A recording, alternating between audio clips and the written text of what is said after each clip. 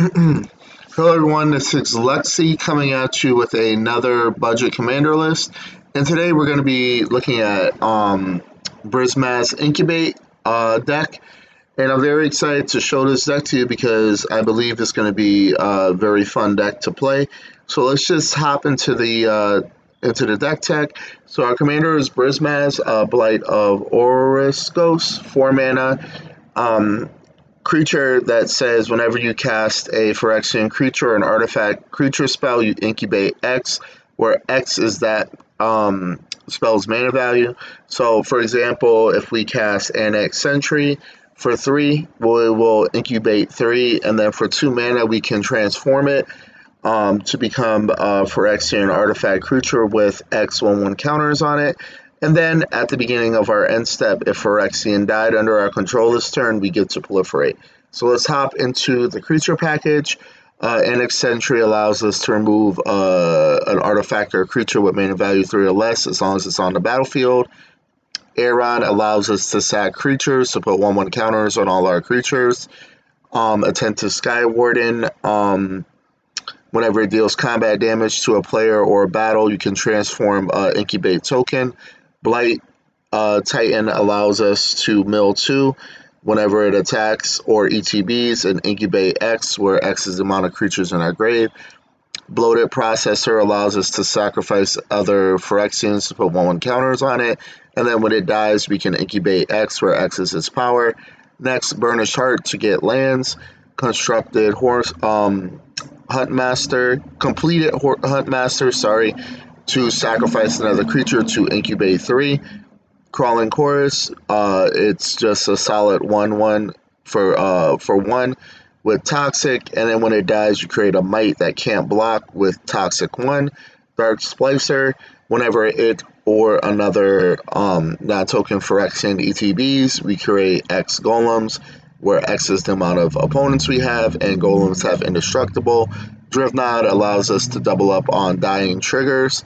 Elas Alcor, Sadistic Program, is just an aristocrat creature that whenever another creature enters the battlefield under our control, we gain a life, and then whenever another creature we control dies, each opponent loses a life. Elish Norn, to allow us to gain 2 life unless they pay 1 if a source deals combat damage to us or a permanent we control, and we can flip it for 3, I believe. Yep, 3. But we have to sacrifice 3 other creatures. But it becomes a saga that incubates 2 5 times on chapter 1. All creatures get +1/+1 and gain double strike. And then destroy all other permanents and it to the battlefield face up. Next, Essence of Doxy, when it ETBs or another Phyrexian ETBs, you incubate 2. Filigree Vector, when it ETBs, you put a 1/1 counter on each of any number of target creatures and a charge counter on each number of target artifacts. And then if we pay 1, we can tap this, sacrifice another artifact, and proliferate. Then we are playing one of my favorite cards, which is Grafted Butcher. When it ETBs, Phyrexians you control gain Menace. Other Phyrexians get +1/+1. And then we can continuously pay 4 to sacrifice another artifact or creature to return this to the battlefield from our graveyard, and we can only activate it as a sorcery. Next, we have Grave Shifter. It's a changeling, so it counts as a Phyrexian. When it ETBs, return another target creature from your graveyard to your hand. Next, Master Splicer, which works good with our other card that makes golems. So whenever it ETBs, create a golem. And then other golems get +1/+1. Mirkwood Bats, just a solid card all around because whenever you create or sacrifice a token, each opponent loses a life. Might Overseer, as long as it's our turn, creature tokens get +1/+0, have 4 strike. And then for 4 or 3 mana and a Phyrexian, we can create a Might with Toxic 1 that cannot block. Next, we have Norn's Inquisitor. When it ETBs, we incubate 2, and then whenever another permanent you control transforms into Phyrexian, you put a 1/1 counter on it. Next, Phyrexian Censor, which is probably one of the best Phyrexians ever printed. Each player can't cast more than 1 non-Phyrexian spell each turn, and non-Phyrexian creatures enter the battlefield tapped. So this card allows us to buy time and force our opponents to play only one spell per turn unless they're also playing a Phyrexian deck. Next, Phyrexian Obliterator, just a great card to have because if a sorcerer deals combat damage to it, that source's controller sacrifices that many permanents. Next, Phyrexian Ranger, simply to draw a card when it ETBs and lose a life. Phyrexian Vindicator, whenever damage will be dealt to it, prevent that damage, and then it deals that much damage to any other target for the damage prevented this way. Next, Progenitor Exarch for XX and a white. You incubate 3 times, and then if you need to, you can tap this creature to transform and incubate token you control. Next is Scheming Aspirant. So whenever we proliferate, each opponent will lose 2 life and we will gain 2 life. Skrelv just to protect a creature if we need be. Next, Suture Priest to drain our opponents. So whenever another creature enters the battlefield under our control, we gain a life. And then whenever a creature enters the battlefield under our opponent's control, you may have that opponent lose 1 life. Next, we have another Aristocrat card with Vran Executioner Thane. Whenever one or more creatures you control die, each opponent loses 2 life and you gain 2 life, and it only triggers once per turn. And so whenever one or more Phyrexians you control attack, you can return up to a target artifact from your graveyard to the battlefield if it has mana value less than or equal to their total power.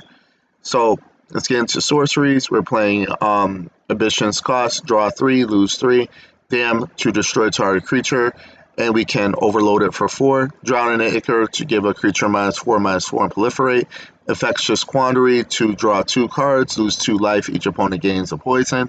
Nice Whisper to draw 2 and lose 2 life.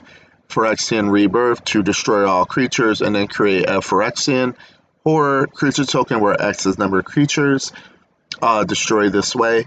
Breathe the Bones to scry 2, draw 2, then lose 2. Sign in Blood to draw 2, lose 2. Sunder the Gateway to choose 1 to either incubate 2 and destroy a target artifact or enchantment opponent controls, or to incubate 2, then transform an incubate token.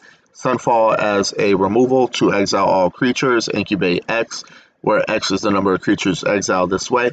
And White Sun's Twilight to gain X life, create that many mites, and if X is 5 or more, destroy all other creatures. As far as instance, we're going to be playing Anguish Unmaking to exile target non-land permanent, you lose 3 life. Corruptive Conviction to draw. Dark Ritual to ramp. Deadly Dispute to draw. Flawless Maneuver to protect our board. Generous Gift to get rid of a problematic permanent. Mortify to destroy target creature enchantment. Nasty End to draw cards. Reckoner's Bargain to draw cards. And Village Rights to draw cards. For artifacts, we're going to be playing Arcane Signet, Commander Sphere, Felwar Storm, Hedron Archive, Orzhov Signet, Soul Ring, and Talismans of Hierarchy. For enchantments, Dawn of the New Age to draw cards, Feast of the Famine to put counters on creatures. If one or more creatures die this turn, we're going to gain that much life and distribute that many counters. Phyrexian Arena to draw extra cards.